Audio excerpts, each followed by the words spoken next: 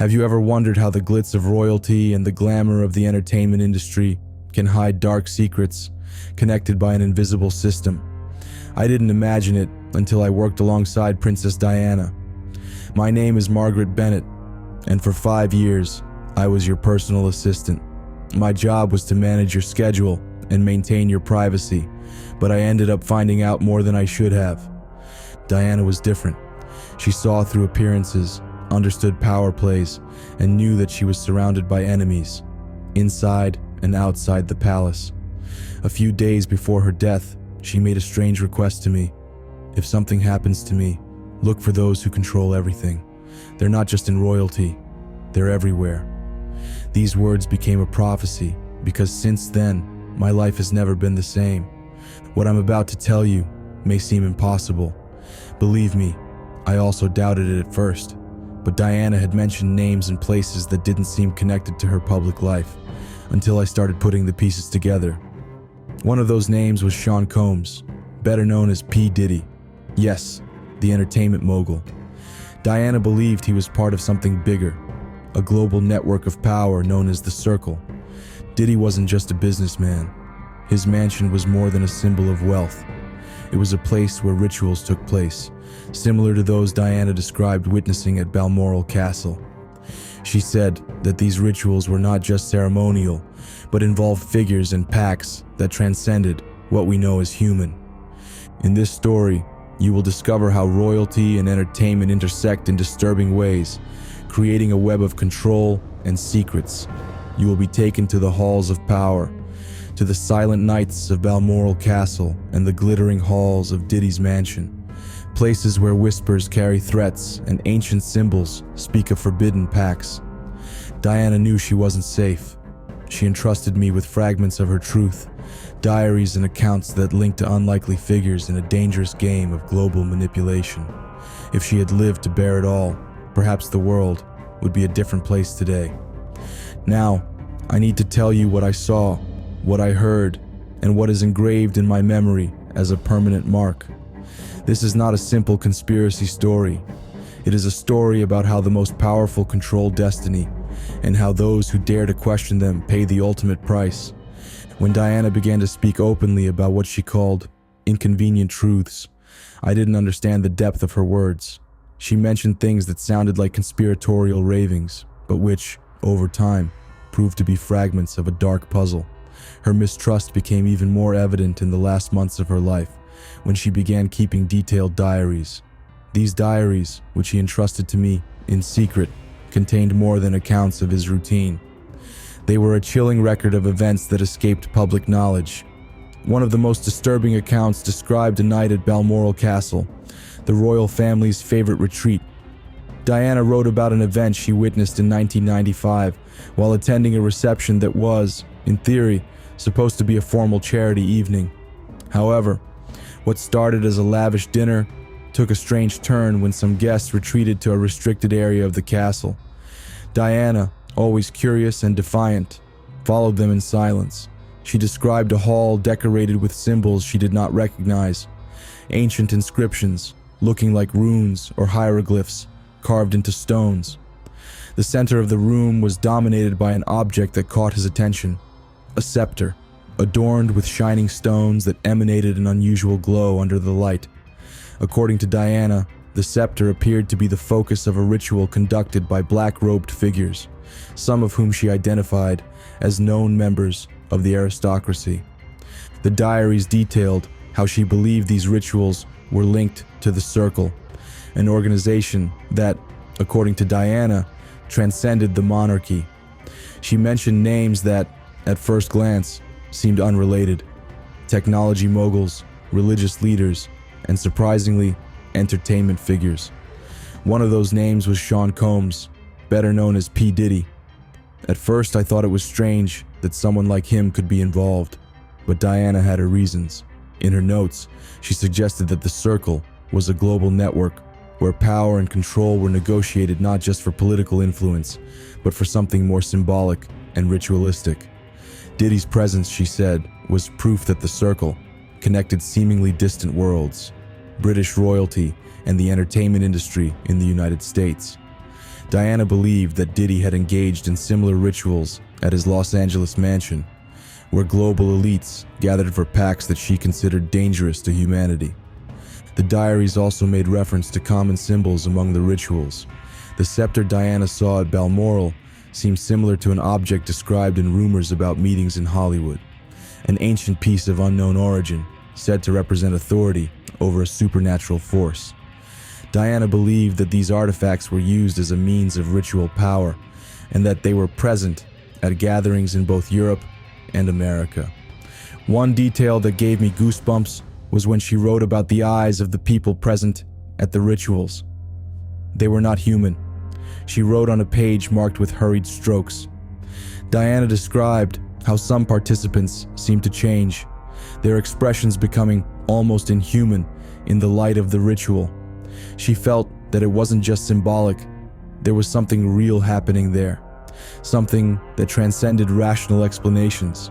I reread these diaries countless times, trying to find logic in their words, but the connections that Diana drew began to make sense when analyzed with other events in her life. She mentioned how public encounters with certain figures always seemed fraught with hidden intentions, as if everyone knew something she wasn't supposed to discover. This context became even more disturbing when I began to investigate P. Diddy's activities. There were reports of closed parties at his mansion, described by few as anything more than social gatherings. Some sources suggested that entertainment was just the facade of something bigger. Pacts, information exchanges, and alliances that influenced entire sectors of society. As I joined the dots between Diana's diaries and what I could discover about these figures, a terrifying picture began to form. It wasn't just about political power or wealth. It was about control.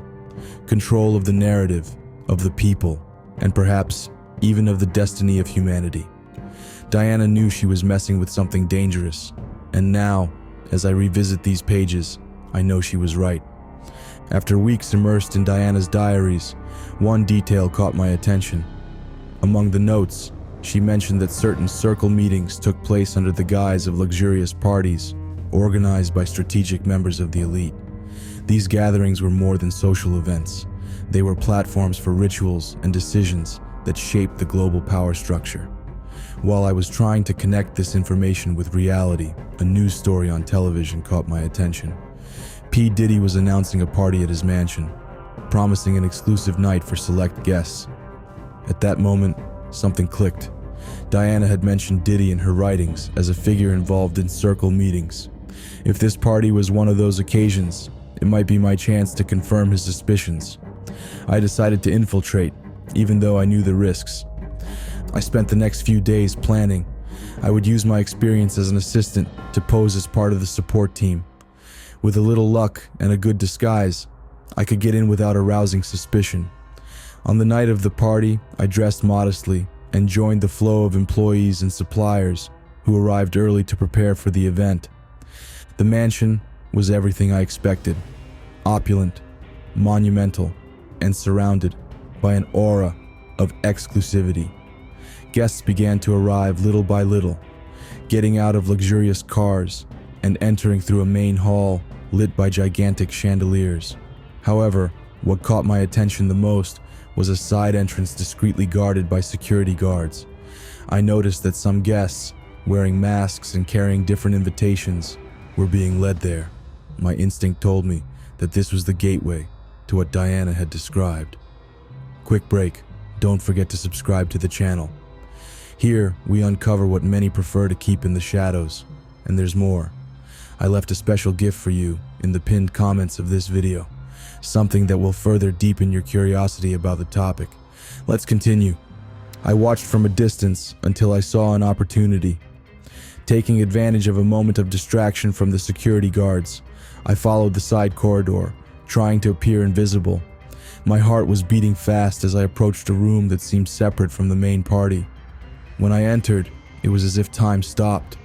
The space was a modern version of what Diana had described about the rituals at Balmoral. The walls were adorned with ancient symbols, intricately engraved in gold and silver. An altar dominated the center of the room, and upon it rested a scepter, gleaming in the light of candles that cast dancing shadows on the walls. I knew I was looking at the object Diana had mentioned with such fear. The guests in this room were different from those at the main party. They wore elaborate masks and cloaks that concealed their identities. They began to form a circle around the altar, murmuring words in a language I didn't understand. The energy in the environment was suffocating, as if the air itself was charged with something evil. As the ritual progressed, I began to recognize partially uncovered faces. They were well-known figures, tycoons, politicians, and celebrities. But what really terrified me was when I noticed his behavior starting to change. Stiff movements, blank stares, and a strange uniformity took over the group, as if they were no longer in control of themselves. As I watched, I tried to remain calm, but a moment of distraction gave me away. A tall, imposing figure turned towards me. His gaze, even behind the mask, was cold and direct. There was no doubt. He knew I shouldn't be there. My heart skipped a beat, and without hesitation, I started backing toward the exit. My escape was tense and full of setbacks. I felt like I was being followed down the halls, but I managed to get back to the main party area without attracting too much attention. I left the mansion as quickly as I could, but the feeling of danger did not leave me. In the following days, tension increased. I started receiving anonymous messages and noticing strange cars parked near my house. They weren't direct threats, but subtle warnings that my foray into Diddy's mansion hadn't gone unnoticed. Now, everything made sense. Diana was right about the circle and its dark practices. I had seen it with my own eyes, and it was not something that could be ignored. But exposing the truth meant putting my own life at risk. I knew I had crossed an invisible line, a barrier separating me from safety. What was once just a suspicion, something confined to Diana's diaries, was now an overwhelming certainty. The circle existed, and its reach was far greater than I had ever imagined. I started writing down everything I had discovered, recording every detail of what I saw and heard. It was an attempt to organize my thoughts and, at the same time, a protective measure. If something happened to me, at least there would be a record of the truth. But with every word I put on paper, I felt the weight of responsibility increase. Exposing what I knew meant challenging forces that had operated in the shadows for centuries. Forces that had silenced Diana and that were now watching me closely. Signs that I was being monitored became unmistakable. Unanswered phone calls, footsteps behind me on the streets, cars parked for long periods near my house. In a moment of despair, I began to wonder if Diana's sacrifice had been in vain. What if the world wasn't ready to hear the truth? I revisited her diaries for the last time. On one of the pages, there was a note that had never caught my attention before. Sometimes the greatest power of a secret is the silence it imposes. That hit me like a punch. The circle survived not only through the strength or influence of its members, but through collective complacency, through reluctance to face the unknown. Quick break. Don't forget to subscribe to the channel. Here, we uncover what many prefer to keep in the shadows. And there's more. I left a special gift for you in the pinned comments of this video. Something that will further deepen your curiosity about the topic. Let's continue. I knew my life would never be the same, no matter what decision I made. Revealing what I knew meant exposing myself to real and immediate danger. But remaining silent was also a form of death, a slow death of consciousness, of what connected me to Diana's courage. Today, as I write these words, I feel the presence of something bigger than me, a shadow that lurks in the darkest corners. I don't know how much time I have, or whether these words will see the light of day. But one thing is certain, Diana was not just a victim of an oppressive system. She was a woman who tried to face the unspeakable, and her struggle cannot be forgotten. If you are reading this, know that there are things that surpass our understanding. Ancient pacts, obscure alliances, and control that goes far beyond what we realize. The truth may never be fully revealed, but questions need to be asked. Because sometimes the true horror is not the unknown, but what we choose to ignore. And now, the choice is in your hands. Believe the official story or look into the shadows and try to see what they hide. Whatever you decide, remember, some truths are too dangerous to remain hidden. and too devastating to speak.